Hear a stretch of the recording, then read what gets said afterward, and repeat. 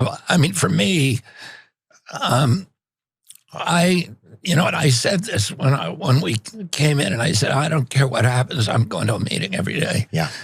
And I said, I'm not scared of a germ. I used to snort cocaine off of toilet seats.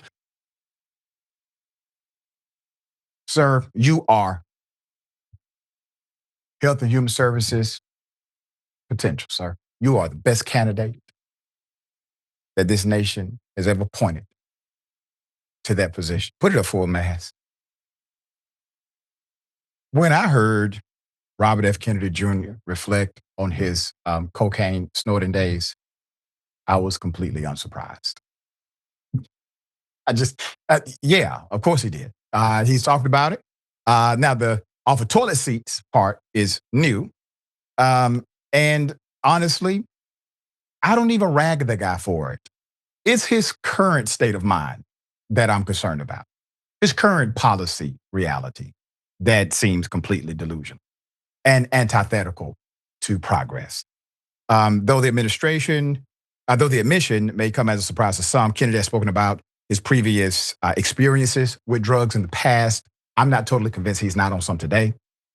During a speech in front of thousands of healthcare, law enforcement, and business officials at the RX and Illicit Drug Summit in Nashville, April 2025, Kennedy said that his policy perspectives were influenced by the 14-year heroin addiction that he overcame.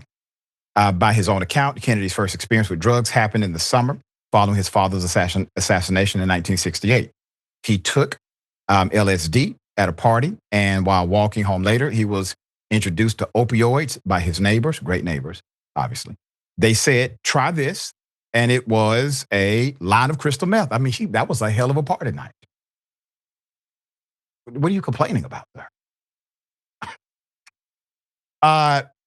So in all seriousness, he says, my addiction came on full force. By the end of the summer, I was shooting heroin, which was my drug of choice for the next 14 years. Kennedy said in his speech that his recovery began after he was arrested in 1983 and sought treatment. All of that are actually positives in my book about him. All of those are positives. And I say openly, honestly, I live my recovery out loud. It's been over 10 years since I've had a drink, okay? And we take it a day at a time. So that part is redemptive. Whatever's happening in his head today, however, is not. All right. Jordan, thoughts here? Look, I'm not going to knock anybody for previously having a substance abuse issue.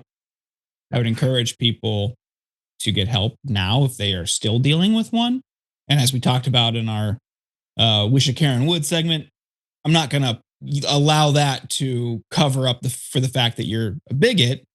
There's different ways to approach this. If he got clean, great. That's awesome. I don't think that excuses bad public health decisions in his current role in the government. But also for this, I'm just very curious what situation he was in where there wasn't another surface other than a toilet seat. I guess I have a lot of logistical questions here, Doc. Like, you didn't have like a countertop in that bathroom? You chose the toilet seat? Or you were only in a room with a toilet? Like, what's happening here? I just have logistical questions. You couldn't use the top of the toilet, the tank, the lid for the tank? I don't know.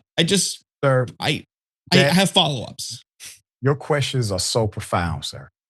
I'm now thinking like that. You sent me to other dimensions about what the hell was really happening in that bathroom.